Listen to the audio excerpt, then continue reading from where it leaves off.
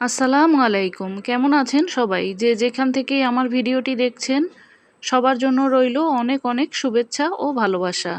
প্রতিদিনের মতো আজকেও আরেকটি রেসিপি নিয়ে হাজির হয়ে গেলাম। আজকে একদম ঘরে থাকা মশলা দিয়ে চিকেন মাসালা তৈরি করে দেখাবো। তৈরি করাও সহজ। তৈরি করার জন্য আমি এখানে 1 কেজি মুরগিকে কেটে ধুয়ে পরিষ্কার করে নিয়েছি। এবার চুলায় একটি প্যান বসিয়ে তেল দিয়ে দেব। তেলটা গরম হয়ে আসলে দিয়ে দেব পেঁয়াজ কুচি। পেঁয়াজটাকে দিয়ে এবার তেলের সাথে ভেজে নেব।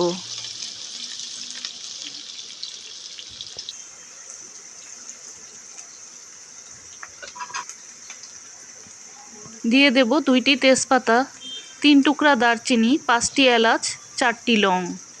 মশলাগুলোকে এবার একটু ভেজে নেব যেন মশলার ফ্লেভারটা খুব সুন্দরভাবে ছড়ায়। দিয়ে দেব স্বাদমতো লবণ।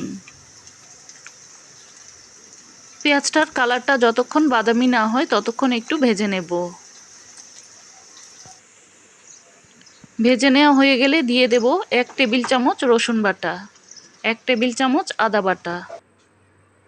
আদা রসুনটাকে এবার তেলের সাথে ভেজে নেব যেন কোনো রকম কাঁচা গন্ধ না থাকে।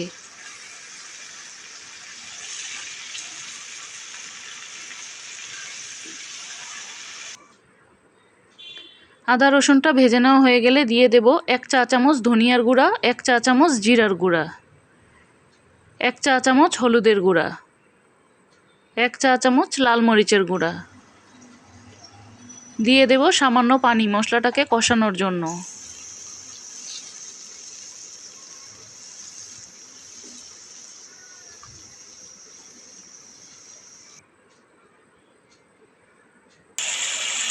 আধা চা চামচ গরম মশলা, আধা চা চামচ কালো গোলমরিচের গুঁড়া। এবার সবগুলো মশলাকে একসাথে একটু ভালোভাবে কষিয়ে নেব।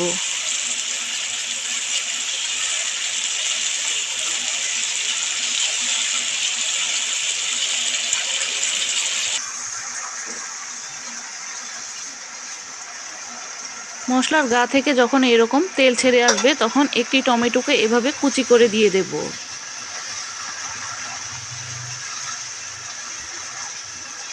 টমেটোটা দেওয়ার পর আরেকটু ভালোভাবে কষিয়ে নেব।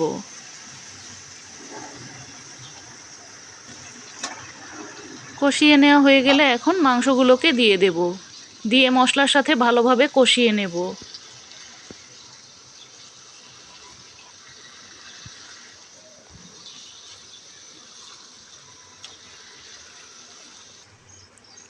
একটু সময় নিয়ে মশলার সাথে মাংসগুলোকে ভালোভাবে কষিয়ে নিতে হবে।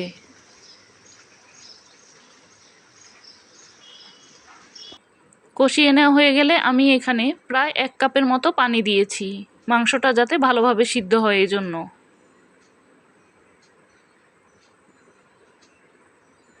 দিয়ে দেব 4-5টি কাঁচামরিচের ফালি। এখন ঢাকনা দিয়ে ঢেকে পানিটা না শুকানো পর্যন্ত রান্না করে নেব।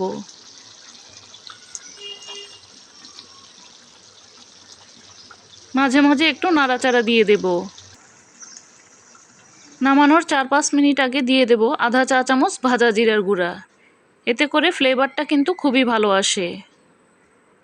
এখন আমি চুলাটা বন্ধ করে দিয়েছি। মাসালা চিকেনটা এখন পরিবেশনের জন্য তৈরি। ছোট বড় সবাই এই মাসালা চিকেনটা খুবই পছন্দ করবে। চাইলে আপনিও এভাবে ঘরোয়া মশলায় খুব সহজে এই মাসালা চিকেনটি তৈরি করে নিতে পারেন। আবারও দেখা হবে এইরকম নতুন কোনো রেসিপি নিয়ে। সে পর্যন্ত ভালো থাকবেন, সুস্থ থাকবেন।